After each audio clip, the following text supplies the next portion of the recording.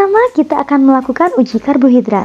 Alat dan bahan yang kita butuhkan yaitu ada betadin, kemudian 1 sendok tepung terigu, 1 iris tahu putih, 1 sendok margarin, 1 iris kentang, 1 buah biskuit, dan 1 potong putih telur rebus, kemudian 1 sendok gula pasir, 1 potong apel, nasi secukupnya, serta 1 iris pisang.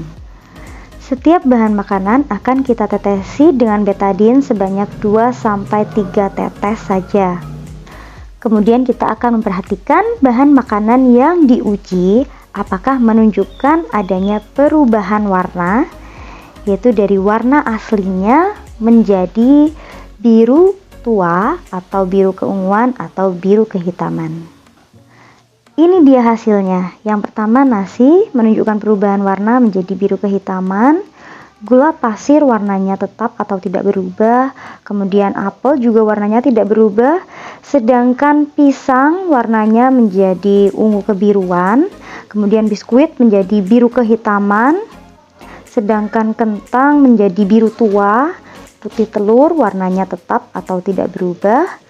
Kemudian tahu putih juga tidak menunjukkan perubahan warna, sedangkan tepung terigu menjadi warna biru kehitaman, dan yang terakhir margarin tidak menunjukkan perubahan warna. Berikut adalah tabel hasil pengamatan uji karbohidrat pada makanan. Kesimpulannya adalah kandungan zat makanan atau karbohidrat dalam suatu bahan makanan dapat diidentifikasi melalui sebuah pengujian menggunakan larutan betadin. Hasil pengujian akan menunjukkan perubahan warna pada bahan makanan yang telah ditetesi betadin menjadi biru tua, biru keunguan, hingga biru kehitaman. Semakin pekat warna birunya, semakin tinggi kandungan karbohidrat pada makanan tersebut. Berdasarkan pengamatan di atas, kandungan karbohidrat terdapat dalam pisang, nasi, biskuit, tepung terigu, dan kentang. Selanjutnya praktikum yang kedua yaitu uji lemak pada bahan makanan.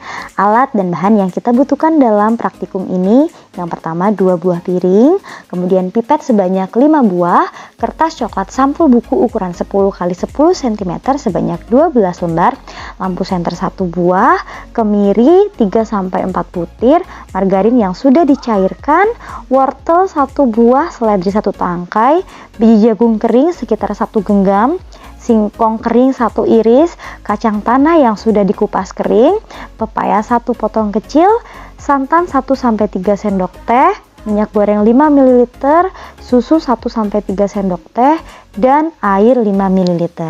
Kemudian kita ambil pipet, isap air dengan pipet dan teteskan di salah satu kertas coklat yang sudah kita beri nama dengan air. Yang kedua, kita ambil pipet yang lain, kita isap minyak dengan pipet dan teteskan di atas kertas coklat yang sudah diberi nama minyak. Setelah membiarkannya selama 10 menit, kita akan memeriksa keduanya dengan menghadap cahaya. Ternyata kertas yang ditetesi minyak, dia akan meninggalkan bekas minyak. Sedangkan kertas yang ditetesi air tidak akan meninggalkan noda bekas sama sekali. Kedua kertas tersebutlah yang akan dijadikan sebagai pembanding dalam pengujian bahan makanan mana yang mengandung minyak atau tidak. Selanjutnya kita akan menguji bahan makanan tadi. Yang pertama kita oleskan kemiri di atas kertas sampul coklat. Kita ulangi sampai beberapa kali. Yang kedua kita isap margarin menggunakan pipet tetes dan kita teteskan 2-3 tetes ke atas kertas sampul coklat.